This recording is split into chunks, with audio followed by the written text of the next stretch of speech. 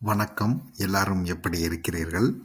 இன்று டெய்லி 5 தினம் 5 மாடி இது பற்றி நடந்த ஒரு ஹார்வர்ட் அலும்னை ஸ்டடி எனப்படும் ஆய்வை பற்றிய விவரங்களை பார்க்கலாம்.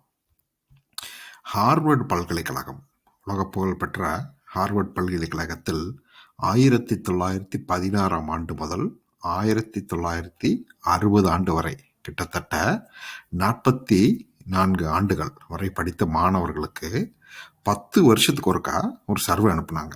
உங்களுக்கு உடல் நலம் எப்படி இருக்கு, அன்றாட வேலைகள் என்ன, அப்புறம் அவங்க இறந்து விட்டார்களா, அவங்களுக்கு மாரடைப்பு வந்துருச்சா அப்படின்னு சொல்லி 10 வருஷத்துக்கு ஒருக்கா ஒரு சர்வே அனுப்பிச்சு அவர்கள்கிட்ட ஆராய்ச்சி பண்ணாங்க. கிட்டத்தட்ட 44 வருடங்கள் இந்த ஆராய்ச்சி தொடர்ந்து ஹார்வர்ட் பல்கலைக்கழகத்தால் நடத்தப்பட்டது. ஆய்வு முடிவுகள் என்ன சொல்லுது அப்படின்னா, ஒருத்தருக்கு முதல் மாரடைப்பு வர ரிஸ்க், ஃபர்ஸ்ட் மாரடைப்பு ரொம்ப ரொம்ப முக்கியமான விஷயம். ஸோ அந்த முதல் மாரடைப்பு ரிஸ்க் தினம் 50 படி ஏறுபவர்களுக்கு 50 படி ஏறாதவர்களை விட 25% குறைவாக இருக்கிறது. அதாவது உங்களுக்கு முதல் மாரடைப்பு வருவதற்கான ரிஸ்க் 25% குறையணும் அப்படின்னா நீங்க தினம் 50 படி ஏறணும். 50 படி என்பது தோராயமாக தினமும் 5 மாடி. ஒரே மாடி 5 தடவை கூட தாராளமாக ஏறி இறக்கலாம். அதெல்லாம் ஒன்றும் பிரச்சனை இல்லை. நாள் முழுக்க ஏறலாம். அதாவது காலையில் ஒரு மாடி ஏறலாம், மத்தியானம் ஒரு 2 மாடி ஏறலாம், சாயந்தரம் 2 மாடி ஏறலாம். ஸோ இப்படி ஏறினாலும் பிரச்சனை இல்லை. ஆனால் 5 மாடி நீங்கள் ஒரு நாளைக்கு ஏறி இறங்குனீங்க அப்படின்னா முதல் மாரடைப்பு வரும் ரிஸ்க்கு 25% குறைவு. ஆனால் தினம் நீங்கள் இதை பண்ணணும். ஸோ உங்கள் ஆஃபீஸில் லிஃப்ட் இருந்தால் அதை விட்டுட்டு படிகள்லையே நீங்கள் ஏறுங்க. எத்தனை முறை வேணால் படிகளே ஏறி இறங்கலாம். லிஃப்ட்டு மட்டும் வேண்டாம். அப்படி அதை தவிர்த்தாலே உங்கள் மாரடைப்பு ரிஸ்க் எதுவுமே பண்ணாமல் இந்த ஒரு சின்ன விஷயத்தினால 25% அளவுக்கு உங்களுக்கு குறையும். அப்புறம் இன்னொரு விஷயம் என்னன்னா, வாரம் 2000 கலோரி உடற்பயிற்சியில் எரிச்சா உங்களுக்கு வாரம் 2000 கலோரிகளுக்கு குறைவாக உடற்பயிற்சியில் எரிப்பவர்களை விட 64% அளவு குறைகிறது.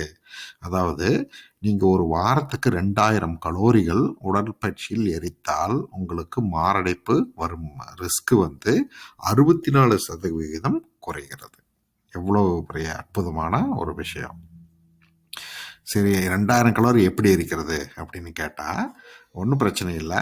நீங்கள் ஒரு நாளைக்கு குத்து மதிப்பாக ஒரு 1.6 கிலோமீட்டர் நடந்தால் நீங்கள் 100 கலோரி நீங்கள் எரிக்கலாம்.